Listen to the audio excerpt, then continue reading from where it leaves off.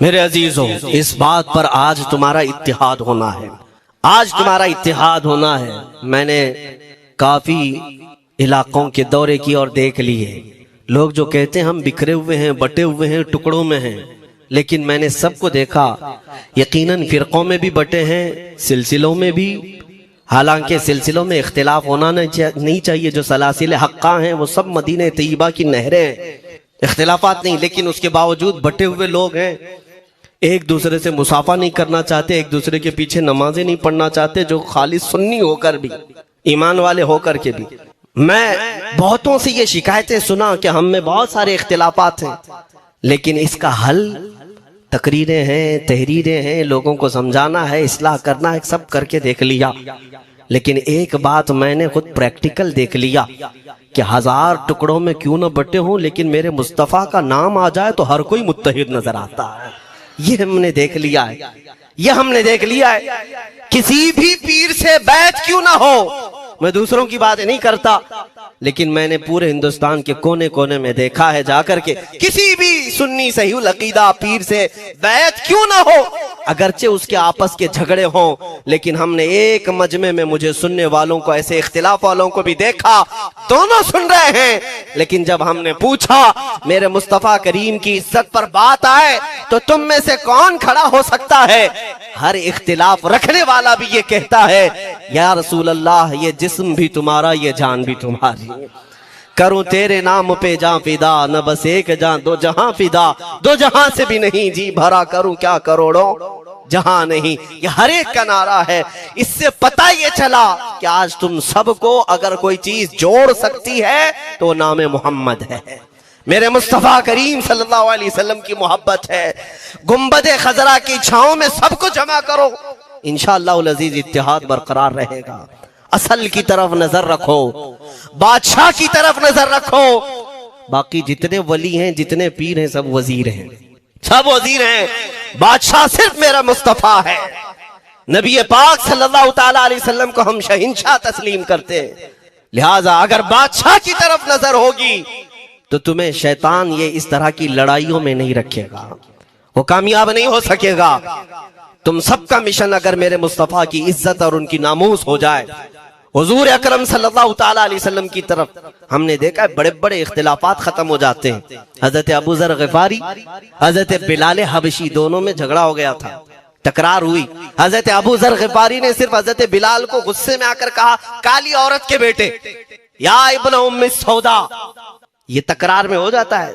हजरत बिलाल को ये बात लग गई, थे तो काले, लेकिन सहाबी ने कहा था काली औरत के बेटे। हुजूर के पास जाकर अर्ज किया, या रसूल अल्लाह, अबू जर ने मुझे आज यूं कहा, अबू जर ने मुझे आज यूं कहा, काली औरत के बेटे। मेरे आका सल्लल्लाहु अलैहि वसल्लम को जला लाया, बाहर आए, बुलाया, अबू जर कहाँ है? आए। हुजूर पाक ने उनको मुखातिब करके सिर्फ इतना फरमाया, अफीकल जाहिलिया, अभी तक तुम्हारे अंदर पुरानी जाहिलियत बाकी है? 3 बार पूछा और उसके बाद मेरे आका चले गए, कुछ नहीं फरमाया। पुराने जमाने की काफिरों की जाहिलियत अभी बाकी है, जो माँ के नाम से लोगों को गालियां देते या पुकारते थे। हजरत अबू जर गिफारी को इतनी बात लग गई कि मेरे आका मुझसे रूठ गए, मेरे आका के दिल पर यह बात लग गई। तो उन्होंने ये नहीं किया कि देखा जाएगा बाद में क्या होगा, नहीं, सीधे मस्जिद नबवी में हजरत बिलाल को ढूंढने के लिए आए। कहाँ है? हजरत बिलाल मिल गए तो उनका हाथ पकड़ करके लाए। अबू जर गिफारी जमीन पर लेट गए, सो गए।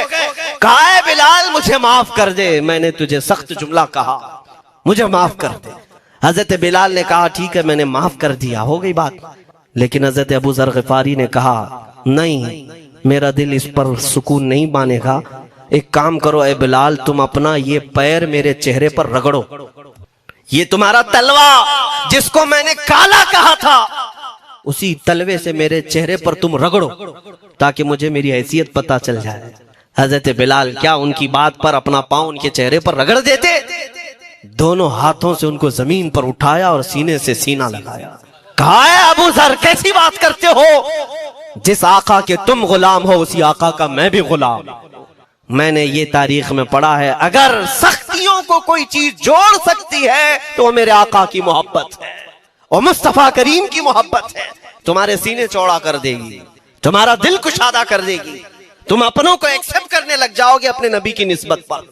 हाँ, एक बात याद रखें, मैं ये सिर्फ मेरे आका की निस्बत वालों के लिए कह रहा हूं, बाकी हमारा अकीदा तो ये है, नबी से हो जो बेगाना उसे दिल से जुदा कर दे, पिदर मादर बिरादर जानो माल उन पर फिदा कर दे। हम उसको मानते ही नहीं, चाहे बाप हो कि माँ हो, जो मेरे नबी को नहीं जानता, जो मेरे आका की अजमत को नहीं पहचानता। मैं उनके बारे में नहीं कहता। हाँ, हमारे एक उस्ताद बुजुर्ग, उन्होंने फरमाया था कि बेटा बात करने का लहजा नरम रखना हमेशा। बहुत सारे लोग हमारी तकरीरों को अभी अभी जो सुनते हैं वो कहते हैं बहुत कड़क बोलते हैं, सख्त बोलते हैं। मेरे अजीजों, पिछले 15 साल से करते हैं हम तकरीरें, अखलाकियात पर, तसव्वुफ पर बहुत सारे नरम अंदाज में गुफ्तगू करने के हम आदी थे। वो सब नहीं देखते, लेकिन जहां हम थोड़ा सा चीखते हैं या गरज के साथ बोलते हैं, वो बहुत जल्दी किसी को लगती है और कहते हैं आप बहुत कड़क लहजे में कहते हो। 90% हमने नरम लहजे में बात किया है, लोगों को अखलाकियात सिखाया है। चोरी, जिना, डकैती, सूद, शराब, इन सब की मजम्मत पर बयानात हमने रिकॉर्ड किए। वो सब नजर नहीं आता, लेकिन सख्त जुमले बहुत जल्दी नजर आते हैं। लेकिन ये मैं क्यों करता हूं वो भी आपको बता दूं। हमारे एक बुजुर्ग उस्ताद ने फरमाया, कहा कि बेटा नरम गुफ्तगू करने की आदत रखना, इसलिए कि मेरे आका सल्लल्लाहु अलैहि वसल्लम की सुन्नत है नरमी से कलाम करना। लेकिन एक बात याद रखना, जिंदगी भर नरमी से बात करो, लेकिन मुस्तफा करीम सल्लल्लाहु अलैहि वसल्लम की एहानत या दुश्मनी किसी में देखो तो फिर न तुम्हारी जुबान मीठी होनी चाहिए, न दिल नरम होना चाहिए, न दिमाग ठंडा होना चाहिए। हाँ, ये ईमान का तकाजा है। हम जो सख्त बात करते हैं, लोगों को ऐसा लगता है कि इतना कड़क नहीं बोलना चाहिए। तुम्हें पता भी नहीं हज़रत उमर फारूक कितना बोलते थे। हाँ, उमैर बिन वहब एक शख्स था जो हुजूर के कत्ल का इरादा करके आया था मक्का से। सफवान नाम का एक और शख्स, उमैर नाम के 2 लोग हतीम काबा में बैठकर मीटिंग करके आए, क्योंकि सफवान का बाप जंग बदर में मारा गया था, उमैर का बेटा जंग में कैदी होकर हुजूर के पास कैद था। दोनों का प्रॉब्लम सेम था। दोनों लोग हतीम काबा में बैठ करके फैसला करते हैं। सफवान ने कहा मैं तुझे बहुत पैसे दूंगा, एक तलवार को जहर में बुझा कर जाओ मदीने और मोहम्मद का कत्ल करके आओ सल्लल्लाहु अलैहि वसल्लम। उमैर बिन वहब तलवार छुपा करके मदीने आया, लेकिन जिस वक्त वो आया, हजरत उमर फारूक चंद सहाबा के साथ मस्जिद नबवी के बाहर खड़े थे। देखते ही उसकी गर्दन में जो है ये गमछा डाला, रुमाल, और कहा खुजू हादल कल, पकड़ो इस कुत्ते को। ये हजरत उमर की जुबान से निकलेंगे, कहते हैं पकड़ो इस कुत्ते को।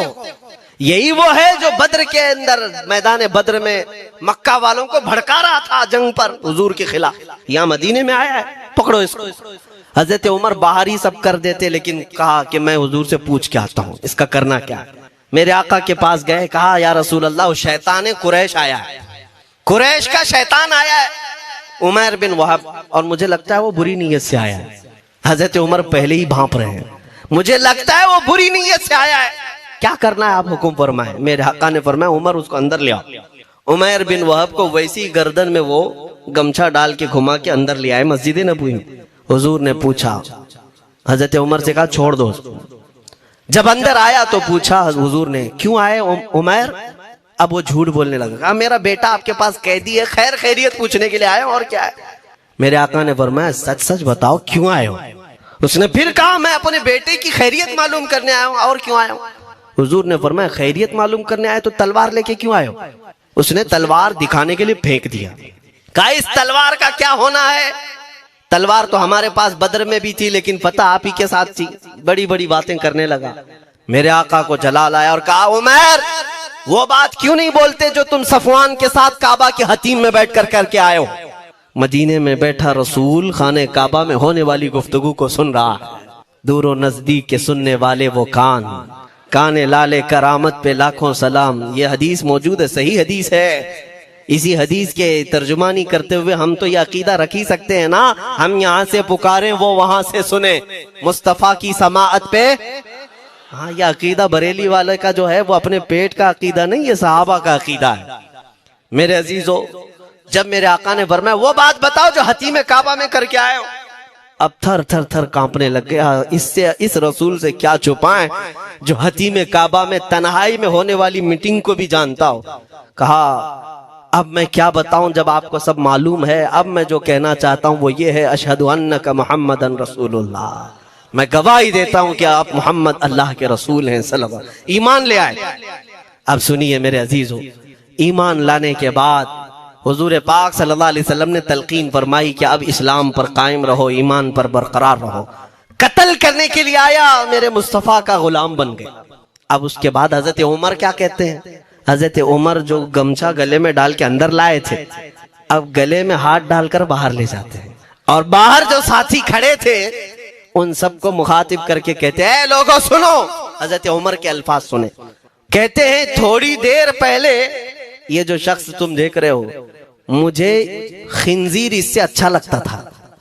अल्लाह, ये लफ्ज भी है, वल्लाहि इन्नी लअहब्बु खिंजीरन मिन हाज़ा। कहते हैं कि इससे बेहतर मैं खिंजीर को समझता था क्योंकि ये दुश्मन रसूल था। लेकिन अब सुनो ऐ लोगों, अब मेरे सगे बेटे से ज्यादा मुझको ये अजीज है, इसलिए कि मेरे आका का गुलाम। यही ईमान है, यही ईमान है। अजीजान गिरामी, खुलासा कलाम मेरी बात का यही है, मोहम्मद की मोहब्बत दीन हक की शर्त अव्वल है। इसी में हो अगर खामी तो सब कुछ नामुकम्मल है। इकबाल ने क्या खूब कहा था, अगर पहचानना हो तो मेरे अजीजों पहचानो, तुम मेरे आका सल्लल्लाहु अलैहि वसल्लम के कदमों तक अगर पहुंच गए तो यही दीन है। ब मुस्तफ़ा बरसा खैश के दी हमाउस, गर्ब उन रसीदी तमाम बुल हबीस। अपने आप को हुजूर तक पहुंचा दो, इसी का नाम दीन है। और अगर वहां तक नहीं पहुंच सके, जिंदगी पूरी अबू लहब की तरह है। हो ना ये फूल तो बुलबुल का तरन्नुम भी ना हो, चमने दहर में कलियों का तबस्सुम भी ना हो ना ये साकी तो मैं भी ना हो, खुम भी ना हो, बस में तौहीद दुनिया में ना हो, तुम भी ना हो। या रसूल अल्लाह, खीमा अफलाक का इस्तादा उसी नाम से है, नबज़ हस्ती तपश आमादा उसी नाम से है। दश्त में दामने कोहसार में मैदान में है, बहर में मौज की आगोश में तूफान में है, चीन के शहर मराकश के बयाबान में है, और पोशीदा हर मुसलमान के ईमान में है। वो मेरे आका की जात ही है, हर जगह है, और उसी की तरफ हमें सबको मुतवज्जह होने की आज जरूरत है। ताकत किसका नाम है, मैंने शुरू इसी बात से किया था, इसी पर खत्म करता हूं। ताकत और कुव्वत सिर्फ बॉडी बनाने को नहीं कहते, ताकत और कुव्वत सिर्फ और सिर्फ काजू बादाम खाने को नहीं कहते। ताकत और कुव्वत उसके अंदर है जो देखने को अगरचे कमजोर लगता हो, लेकिन दुश्मनों के सीने उसकी याद से ही आज भी खलबली मच जाती हो। हमने देखा है 100 साल पहले की बात, आला हज़रत इमाम अहले सुन्नत फाजिल बरेलवी इमाम अहमद रजा खां, नाम तो हर बच्चा जानता है आज, और अपनों से ज्यादा गैर भी जानते हैं और थरथराते भी हैं। लेकिन क्या कभी तुमने आला हजरत की सीरत में यह पढ़ा कि उनका जिस्म कैसा था? उनका जिस्म कैसा था? बहुत लहीम शहीम, चौड़े सीने वाले, बड़े बाल वाले, ऊंचे चेहरे वाले? नहीं मेरे अजीजों, तारीख में आप पढ़ोगे आला हजरत कसरत से लिखने की वजह से, कसरत से इबादत की वजह से जिस्मानी एतबार से बड़े दुबले पतले थे, बड़े दुबले पतले थे। लोग देखने वालों ने यह कहा है जिस्मानी साख्त ऐसी नहीं थी कि कोई पहलवान नजर आता हो, दुबले पतले थे, नहीफ थे, देखने में कमजोर लगते थे। लेकिन मजाल है जब वो आशिक रसूल का कलम चलता था, कलम चलता था, और वो भी यूं पुकार कर कहता था, ये रजा के नेज़े की मार है, क्या आदू के सीने में गार है, किसे चारा जोई का वार है, कि ये वार वार से पार है। और फिर उन काफिरों को कहा था उस इमाम अहले सुन्नत ने, किल के रजा है खंजरे खूंखार बरकबार। ये कोई दावा नहीं कर सकता आज। किल्क किसको कहते हैं समझा भी देता हूं मैं आपको। किल के रजा, आला हज़रत अपने कलम को कह रहे हैं, किल्क मतलब कलम, रजा का कलम कैसा है? खंजरे खूनखार बरकबार, यानी खून पीने वाला खंजर और चमक पैदा करने वाली जो बिजली होती है। आला हज़रत बड़े नरम दिल भी थे, रहम दिल भी थे, अपनों को जब नवाजते थे तो बेहिसाब नवाजते थे। आजिजी ऐसी के बच्चों से भी माफी मांगते, आजिजी ऐसी, और अपने पीर खाने पर जाने की बात आए तो चप्पलें कितनी दूर छोड़ जाए, गुरूर और घमंड की बात नहीं। लेकिन जब मेरे मुस्तफा के दुश्मनों से मुकाबले की बात आती तो यूं कहते, तुम क्या समझते हो, किल के रजा है खंजरे खूंखार बरकबार, आदा से कह दो खैर मनाए न शर करें। ये बात ईमान के तकाजे की है। मैं आज हर आलिम से मिंबर पर बैठे हुए और हर मोमिन से यही कहना चाहता हूं, जो मेरे मुस्तफा की इज्जत की बात आए सर चढ़कर बोलना सीख जाओ। मेरे आका ने फरमाया है, जालिम और जाबिर बादशाह के सामने हक बात का ऐलान करना सबसे अफजल जिहाद है। और ये तो कर ही सकते हो। उन पाखंडियों को लफ्ज़े जिहाद से भी डर लगता है और लफ्ज़े जिहाद पर ही बड़ा प्रोपेगेंडा करते हैं। मुझे इस बात का कोई खौफ नहीं।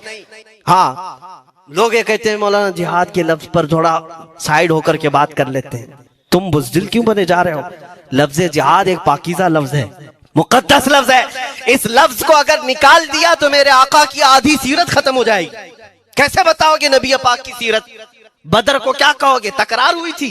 खंदक, ओहद, तबूक, खैबर, ताइफ, ये सब को क्या कहोगे? तकरार हुई थी। जिहाद लफ्ज है, सेल्फ डिफेंस का नाम है। इतना हक तो हर एक को है मेरे अजीजों। लेकिन ये तो आज मैं ये बात भी नहीं कर रहा हूं तुमको तलवार उठाओ, बंदूक उठाओ, गोली मारो, बंदूक से लो, ये सब बातें तो हम करते भी नहीं, हमें जरूरत भी नहीं। लेकिन हमें पता है हमारे अल्फाज ही काफी हैं। मेरे आका सल्लल्लाहु ताला अलैहि वसल्लम की मोहब्बत जिसके सीने में हो, मेरे आका ने जब ये फरमाया है कि हक बात का ऐलान करना सबसे अफजल जिहाद है, तो इस पर तो हर कोई आज अमल कर सकता है। हक बात कहो, मिंबरों से कहो, और ट्रस्टियों से भी कहता हूं उलमा को कहने की आजादी भी दो कि वो बुज़दिल न बनाए। खौफ न रख रजा जरा, तू तो है अब्दे मुस्तफा। एक बात समझ करके चले, हम मुल्क के खिलाफ, कानून के खिलाफ नहीं बोलना चाहते। मुल्क हमारा भी है, देश हमारा भी है, और यहाँ के कवानीन जिस पर हम अमल कर रहे हैं, खुशी से अमल कर रहे हैं। लेकिन इन जालिमों ने क्या बना दिया है, इनके नजदीक देश पूरा मोदी है। हाँ, इन साहब के बारे में मत बोलो, वो देश है, कल को अगर नहीं रहे तो देश चला जाएगा।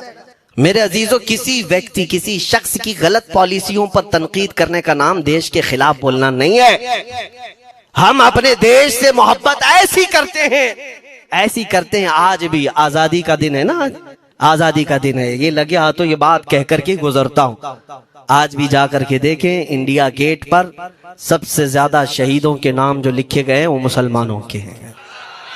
इनको क्या पता है 1857 से जो अंग्रेजों के खिलाफ लड़ रहे थे, ये लड़ रहे थे।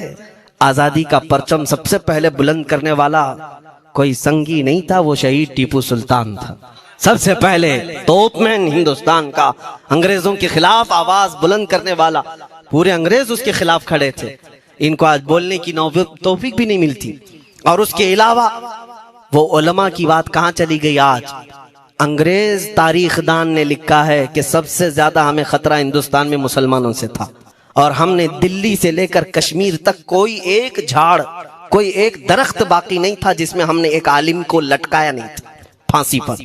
जिनकी तादाद गिनी गई है तो तकरीबन 26,000 उलमा को इन्होंने फांसी दी थी, दिल्ली से लेकर कश्मीर तक। मुझे बताओ, जजीरा अंडमान निकोबार में किसको भेजा है? मौलाना फजल हक खैराबादी, इनायत अहमद काकोरवी, ये तमाम वो लोग हैं। अल्लामा इनायत अहमद काकोरवी, जिनकी किताब आज तकरीबन हर मदरसे में पढ़ाई जाती है, इल्म उस्सिक़ा। ये किताब यहाँ चटाई पर बैठकर लिखी हुई नहीं, उस जेल की दीवारों पर लिखी हुई किताब। उसको पढ़ करके आज बच्चे आलिम बनते, हम भी पढ़े।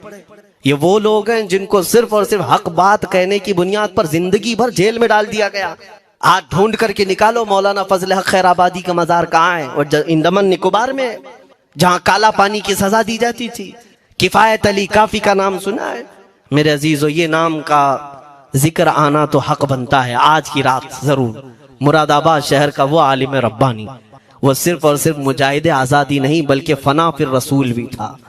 आप इसी से अंदाजा लगा लें, आला हजरत जैसा आशिक, हदायके बख्शिश लिखने वाला। आला हजरत के अशार तो पता है ना, इमामुल कलाम कहते हैं। आला हजरत की नातों को इमामुल कलाम कहते हैं। सारे कलामों का इमाम आला हजरत की नाते हैं। पढ़ करके देख लो, वजद आ जाए हुजूर की नाते।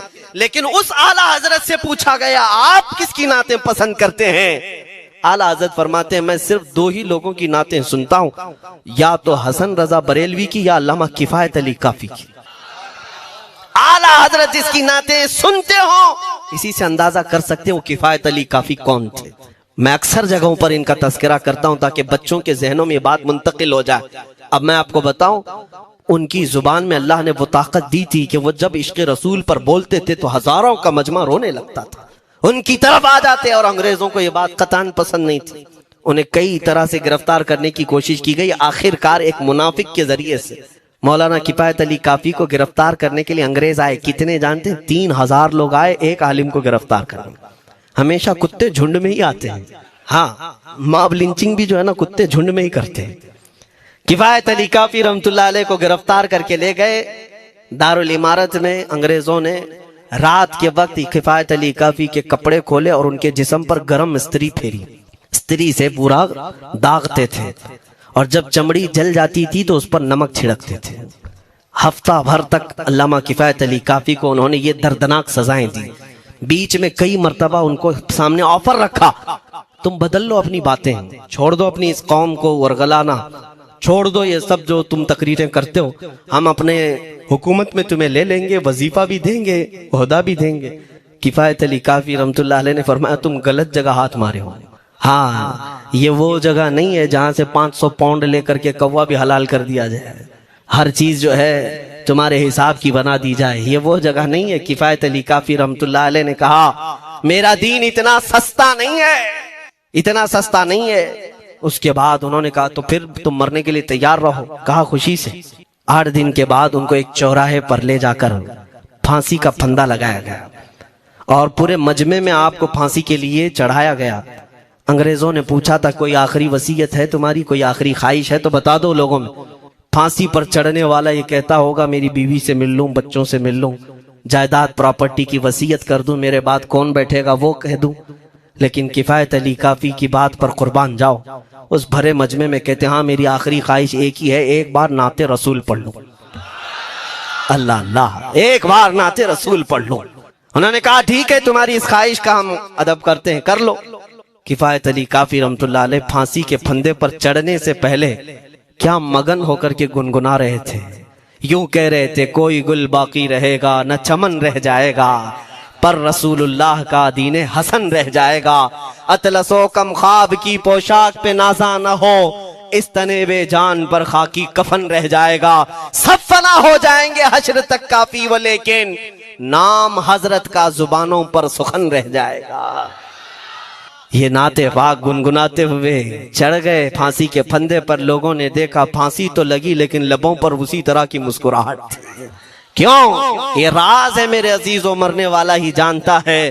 फंदा बाद में लगता है, आमिना का लाल पहले तशरीफ लाता है। मौत का दर्द उसे क्या होगा जो जमाले मुस्तफा देख रहा हो, मेरे आका सल्लल्लाहु ताला अलैहि वसल्लम की तरफ महव हो। अब सुनो, मैं ये बात क्यों कह रहा हूं, तुम इन बातों से घबराना नहीं, इन बातों से डरना नहीं कि कल को अगर आपके मिंबर पर बैठकर खिताब करने वाला ये आपका गुलाम मर जाता है, कट जाता है, कोई मुझे मार देता है, तो इस बात का यकीन रख लेना, दीन रुकेगा नहीं और मेरे आका सल्लल्लाहु अलैहि वसल्लम के नामूस और उनकी इज्जत में कोई कमी आने वाली नहीं। हमारे मर जाने से कुछ नहीं होना है, इसलिए कि हर सुन्नी बच्चा जानता है इस्लाम जिंदा होता है हर करबला। हम मरने के बाद इस बात का यकीन रखते हैं, अगर हमारी मौत हो गई इस रास्ते में तो इस्लाम की आबियारी होगी, इस्लाम और फूलेगा फलेगा। और हुआ यही। किफायत अली काफी को फांसी का फंदा देकर 8 दिन तक जश्न मनाया था अंग्रेजों ने। जब मौलवी चला गया जो लोगों को तकरीर करता था, हजारों का जमा करता था, हुजूर अकरम सल्लल्लाहु अलैहि वसल्लम की मोहब्बत की बातें करता था, चला गया, हमने फांसी दे दी। लेकिन इन जालिमों को मालूम नहीं मेरे खुदा का कानून क्या है, कुदरत खुदाबंदी का कानून क्या है।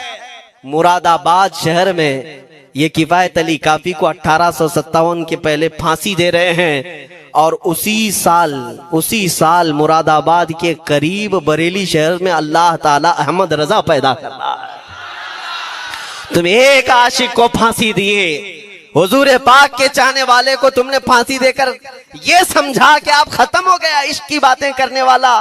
लेकिन कुर्बान जाओ मोहब्बत मुस्तफा पर, मेरा रब ऐसे इन मक्कारों के मकर को फेरता है कि फौरन अल्लाह ताला ने ऐसा आशिक पैदा किया, ऐसा आशिक पैदा किया कि फिर बरेली की तरफ से उठने वाली आवाज एक शहर में, एक बस्ती में नहीं, दुनिया के कोने कोने में पहुंच गई। आज 100 साल हो गए उस मर्दे कलंदर इमाम अहले सुन्नत को दुनिया से गए हुए, लेकिन हर मस्जिद की मिंबर और मेहराब आवाज देती है मुस्तफा जाने रहमत पे लाखों सलाम, शमे बज़ में हिदायत पे लाखों सलाम।